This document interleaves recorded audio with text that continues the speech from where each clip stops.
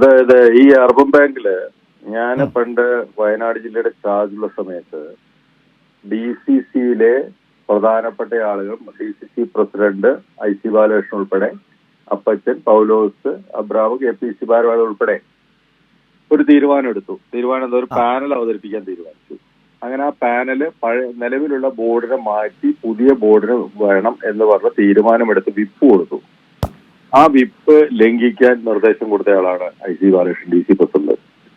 എന്നിട്ട് KP തോമസിനെ കൊണ്ടുവന്ന് രണ്ടാമത് ബോർഡ് ഇതാക്കി DCC പറഞ്ഞ ബോർഡിനെ പാനലിനെ മാറ്റി അവർക്ക് ഇഷ്ടമുള്ള, അതായത് അവിടെ ഈ കാലാകാലങ്ങളായി ഈ പറയുന്ന അർബൻ ബാങ്കും കാർഷിക വികസന ബാങ്കും വെച്ച് പണം കൊയ്തെടുക്കുന്ന ഒരു സംവിധാനമാക്കി ഇവരെല്ലാവരും മാറ്റിയിട്ടുണ്ട് എന്നുള്ളത് യാഥാർത്ഥ്യമാണ്. ഇവ പോലീസ് അന്വേഷിക്കുമ്പോൾ കൂടുതൽ തെളിവുകൾ വരും, കൂടുതൽ ആളുകൾ പറയൂ. അതാണ് കോൺഗ്രസ് ഇപ്പൊ ചെയ്തുകൊണ്ടിരിക്കുന്നത്.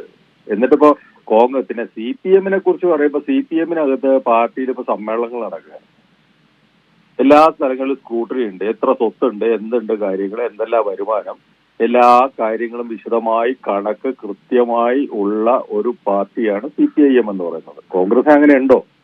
കോൺഗ്രസ് നേതാക്കന്മാരുടെ സ്വത്ത് വരെ ആർക്കറിയാം? ആരെങ്കിലും അന്വേഷിക്കാറുണ്ടോ? ഇവരെങ്ങനെ ജീവിക്കുന്നു? ഒരു പണിയും ചെയ്യാതെ ഇവരാരും കളക്കാനൊന്നും പോകുന്നില്ലല്ലോ. ഒരു പണിയും ചെയ്യാത്തവൻ ആർഭാടമായി നടക്കുന്നത് എങ്ങനെയാ? പാർട്ടി ആലോചിക്കണ്ടേ? CPM ആലോചിക്കും. CPM ചോദിക്കും, എന്താ നിങ്ങളുടെ വരുമാനം, എവിടെന്നാ നിങ്ങൾക്ക് വരുമാനം ഉള്ളത്, എത്രയാ നിങ്ങളുടെ വരുമാനം, അതിന്റെ സോഴ്സ് എന്താണ്? ഇതെല്ലാം അന്വേഷിക്കുന്ന ഒരു പാർട്ടിയാണ് CPM. CPM-നെ കുറിച്ച് മനസ്സിലാക്കാത്തതുകൊണ്ടായിരിക്കും ഒരു പക്ഷേ ഇത്തരത്തിലുള്ള കമന്റുകൾ പറയുന്നത്. യെസ്, ശ്രീ അനിൽകുമാർ, ഒരു പ്രധാനപ്പെട്ട കാര്യം ഇതിൽ ഗോപിനാഥൻ പറഞ്ഞത് ഈ അന്വേഷണത്തിൻ്റെ ഒരു ഘട്ടത്തിൽ വളരെ സുപ്രധാനമായി തന്നെ പരിഗണിക്കേണ്ട ഒന്ന് തന്നെയാണോ? അത് ഈ അഴിമതി പണത്തിൻ്റെ ഒരു ട്രാക്ക് എവിടേക്കൊക്കെ, ആരിലേക്കൊക്കെ, അതുവഴി നേതൃത്വത്തിലേക്ക് ഈ പണത്തിൻ്റെ ഒരു അംശം, ഒരു ഭാഗം എത്തിയിട്ടുണ്ടോ? ഇതെല്ലാം പരിശോധിക്കാൻ കഴിയുന്ന ഒരു ശക്തമായ വെളിപ്പെടുത്തലോ സൂചനയോ ആണോ ഗോപിനാഥൻ്റെ ഇന്നത്തെ വാക്കുകൾ? ജില്ലയിലെ പ്രധാനപ്പെട്ട കോൺഗ്രസ് നേതാവാണല്ലോ, അറിയായിരിക്കുമല്ലോ. ഈ ഗോപിനാഥൻ എന്ന് പറയുന്ന വ്യക്തി കാർഷിക വികസന ബാങ്കിന്റെ പ്രസിഡന്റ് ആയിരുന്നു കുറെ കാലം.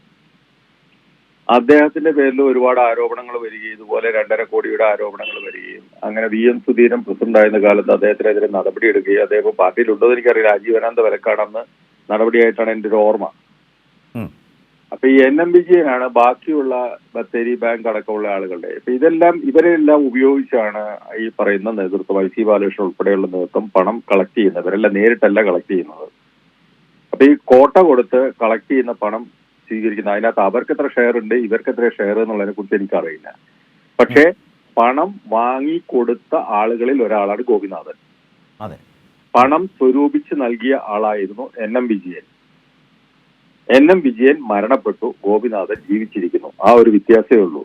ഇതുപോലെ ദല്ലാളന്മാർ, ഏജന്റുമാർ ഒരുപാട് പേരുണ്ട് വയനാട്ടിൽ മാത്രമല്ല കേരളത്തിലെ എല്ലാ ജില്ലകളിലും നേതാക്കന്മാർക്ക് വേണ്ടി ഇത്തരത്തിലുള്ള പണം സ്വരൂപിച്ച് നൽകുന്ന ഏജന്റുമാരുണ്ട്. അവരാണ് വളർന്ന് വലുതാകുന്നതും